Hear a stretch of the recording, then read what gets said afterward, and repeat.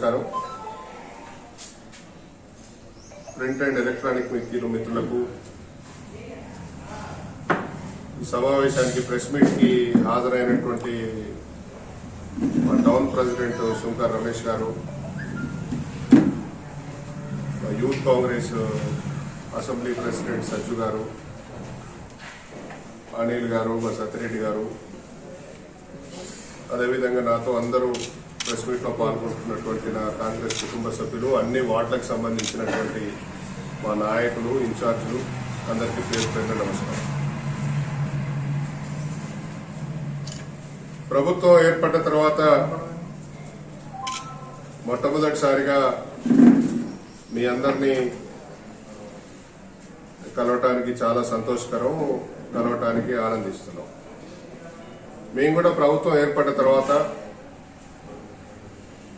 విమర్శలు చేయకుండా ఎవరైనా ఒక మాట మాట్లాడితే మేము గతంలో ప్రతిపక్షంలో ఉన్నాం. ప్రతిపక్షంలో ఉన్నప్పుడు ప్రజా సమస్యల మీద మేము కూడా గలమెత్తాం. ప్రజా సమస్యలు పరిష్కరించట్లేదు, ఎందుకు పరిష్కరించట్లేదు అని చెప్పి బీఆర్ఎస్ పార్టీని అడిగాం.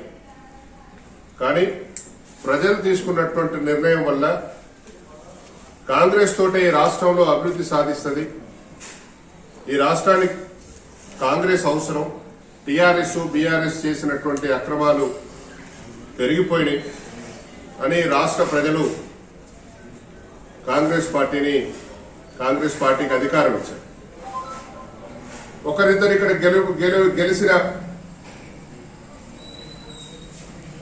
గెలిచిన చచ్చిపోతామని, భార్యా పిల్లలను చచ్చిపోతామని, ఒకవేళ ఆయన చచ్చిపోయినా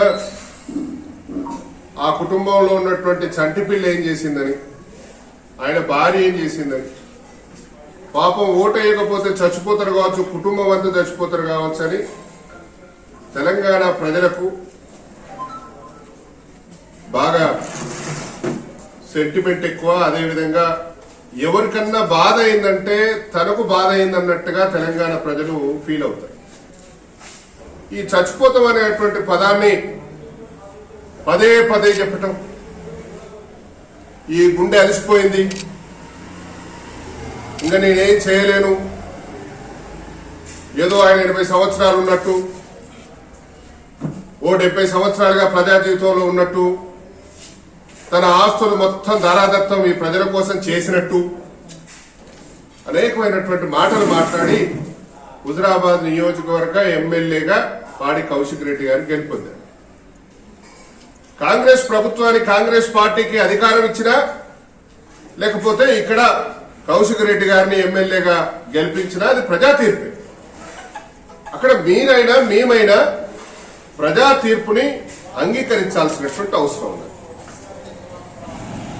అది అయిపోగానే ఇట్లా గెలవగానే నువ్వు ఏమడిగి గెలిచినవో అదంతా మర్చిపోయి సినిమాలు చూపిస్తాం, కాంగ్రెస్ కు మార్చి తర్వాత సినిమాలు చూపిస్తాం, ఏప్రిల్ తర్వాత సినిమాలు చూపిస్తాం, ఖబర్దార్ లాంటి మాటలు మాట్లాడినా మేము కాసేపు ఓపికగానే ఉన్నాం. ఎందుకంటే అధికారంలో ఉన్నప్పుడు మీరు ఎట్లా ప్రవర్తించారో రాష్ట్రం అంతా మేము అధికారంలో ఉన్నాం కదా, ప్రజా సమస్యల గురించి మాట్లాడదాం, ఎవరు పడితే వాళ్ళు మాట్లాడినా అర్థం పర్థం లేని మాటలకి జవాబు చెప్పాల్సిన అవసరం లేదు పత్రికా విలేకరు సోదరుల ముందు అని చెప్పి మేము అభిప్రాయపడి ఈ 4 రోజులు ఓపిక పెట్టాం. కానీ ఈ లోపట్నే ప్రధానంగా సమావేశం ఏర్పాటు చేసినటువంటి విషయం ఏంటంటే జమ్మికుంట మున్సిపాలిటీ అవిశ్వాస తీర్మానం పెడుతున్నామని